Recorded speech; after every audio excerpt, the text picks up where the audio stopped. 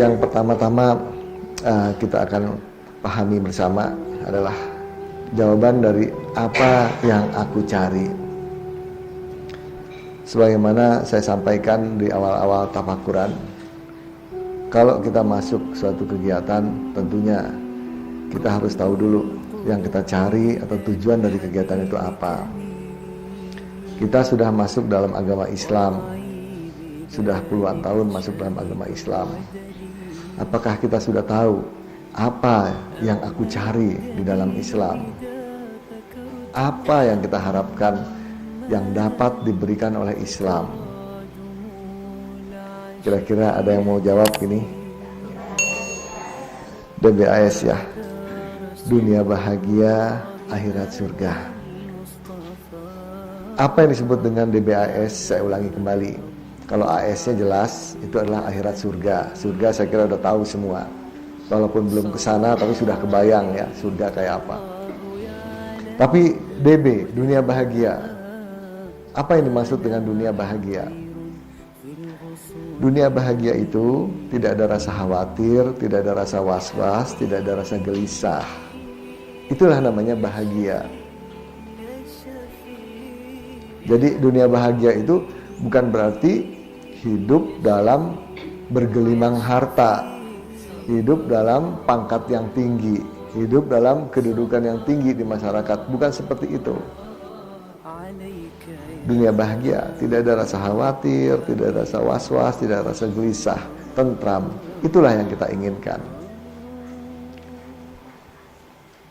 Ini harus komplit, jangan dunia bahagia aja. Percuma kalau kita di dunia bahagia, ternyata di akhirat nanti nggak masuk surga. Itu percuma. Ini di kita dikenal doanya doa sapu jagat. Rabbana atina fid dunya hasanah wa fil akhirati hasanah wa qina adzabannar. Kalau kita sekarang introspeksi yang sedikit ini, bahwa Islam tujuannya menghantarkan pemeluknya supaya di dunia bahagia, akhirat surga. Pertanyaannya, kalau kita tujukan kepada aku, pada diri kita, apakah sekarang ini kita sudah menjadi Islam yang baik? Apa tandanya kalau kita belum menjadi Islam yang baik? Islam itu menghantarkan penganutnya supaya dunia bahagia. Kalau kita belum mencapai dunia bahagia, berarti kan belum benar Islam kita. Jadi kalau kita masih dilanda oleh gundah gulana, oleh stres, ya, itu namanya Islam kita belum benar. Setuju nggak nih? Jadi yang pertama, mudah-mudahan kita sudah sama bahwa yang kita inginkan adalah dunia bahagia, akhirat surga.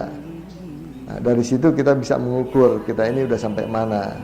Kalau dunia bahagia ini sering terampas, bahkan nggak pernah mengalami dunia bahagia, ya berarti Islamnya belum benar. Nah, pertanyaan yang kedua adalah bagaimana cara memperolehnya? Ya, cara memperolehnya bukan hanya ikhlas menerima ketentuan Allah, tapi cara memperolehnya adalah dengan mengikuti pedoman hidup atau dengan mengikuti Al-Quran dan hadis, di mana ikhlas menerima ketentuannya itu merupakan salah satu dari banyaknya ketentuan-ketentuan di dalam Al-Quran dan hadis.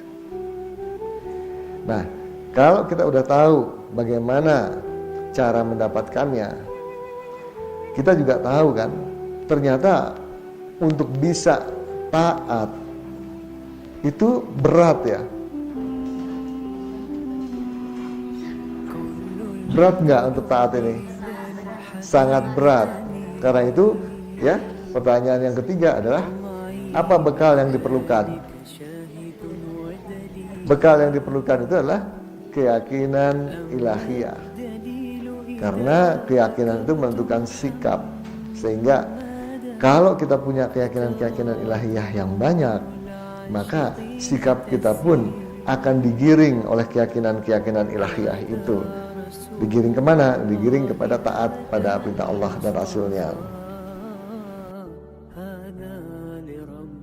العالمين خليل صلى عليك